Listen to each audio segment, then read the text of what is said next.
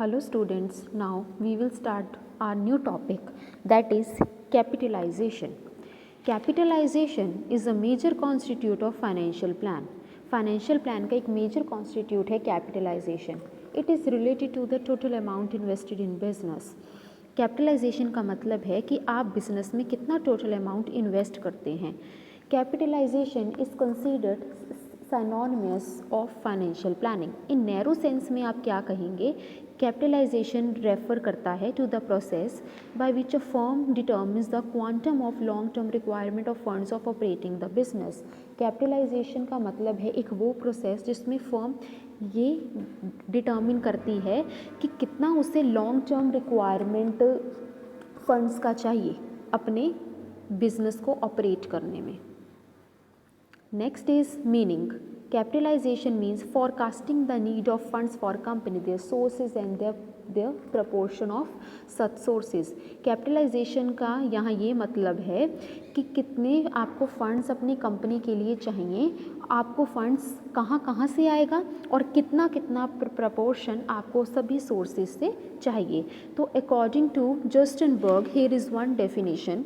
For all practical purposes, capitalization sometimes means the total accounting value of all the capital regularly employed in the business. Next is traditional view. In traditional point of view, only long-term capital funds are included and short-term capital funds are left out. पहले क्या होता था traditional view में?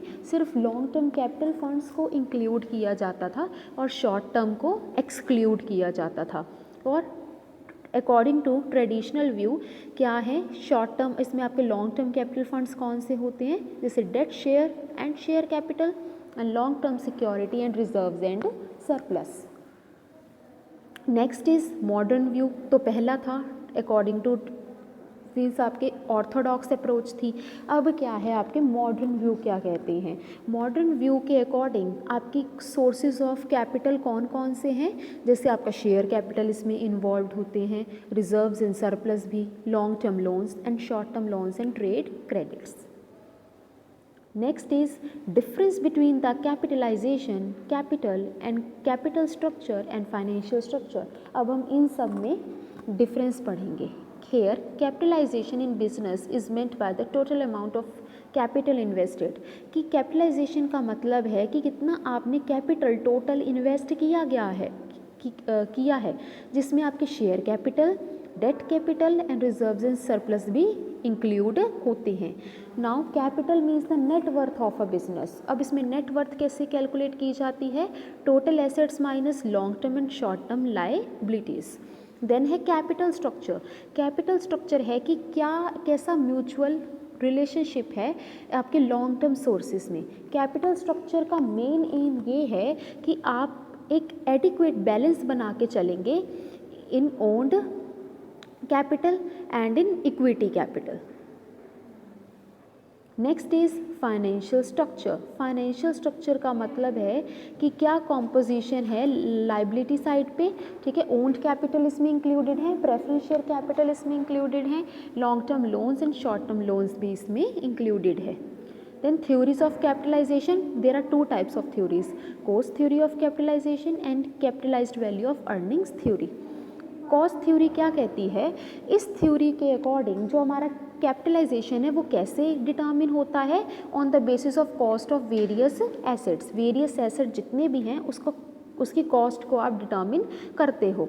तो इस theory में एक capacity है जिसमें टेंजिबल एसेट्स भी शामिल होंगे और एक इंटेंजिबल एसेट्स भी शामिल होंगे. जब आप टेंजिबल और इंटेंजिबल इन दोनों को ऐड कर दोगे तो क्या हो जाएगा? आपका कॉस्ट थ्योरी ऑफ कैपिटलाइजेशन आप सॉल्व कर पाओगे.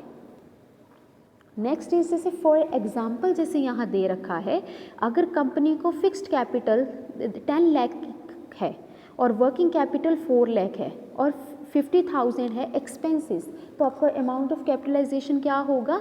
आप इन सबको ऐड कर दोगे तो उनका अमाउंट क्या आएगा? 14,50,000. अब कुछ इसके मेरिट्स हैं कॉस्ट थ्योरी के, जिसमें है ट्रेडिशनल थ्योरी. ये है पुरानी थ्योरी है आपकी. ठीक है, ये पहले चलती थी। सिंपल और इजी है कि हमने ईजिली सब कुछ सॉर्ट आउट कर दिया है, रेलिवेंट इंपॉर्टेंट भी है और आप इजीली भी इसे कैलकुलेट कर सकते हैं। देन नेक्स्ट थ्योरी है capitalised value of earnings theory. अब इस थ्योरी के अकॉर्डिंग क्या है, the amount of capitalisation of firm is determined on the basis of its expected earnings. हम देखेंगे कि बिजनेस की कितनी अर्निंग्स इस साल हो सकती हैं, तो उसके अकॉर्डिंग हम अपना अमाउंट भी इन्वेस्ट करेंगे। तो मेन ऑब्जेक्टिव क्या है बिजनेस का होता है, ये आप सब जानते हैं, प्रॉफिट्स को अर्न करना। और इसकी रियल वैल्यू किस पे बेस्ड होती है, अर्निंग कैपेसिटी पे, कि कितनी कंपनी उस साल पैसा लगा सकती है, कितनी, और उसके अकॉर्डिंग ही उसे अर्न भी हो पाएगा। देन इसमें फॉर्मूला देखिए आप, कैपिटलाइजेशन क्या है, estimated annual earnings into capitalisation rate. अब इस पर्पस से आप जब कैपिटलाइजेशन करते हैं तो इसमें 2 फैक्टर्स बहुत इंपॉर्टेंट रोल प्ले करते हैं, estimate of company's annual earnings and determination of capitalisation rate. Thank you for watching this video.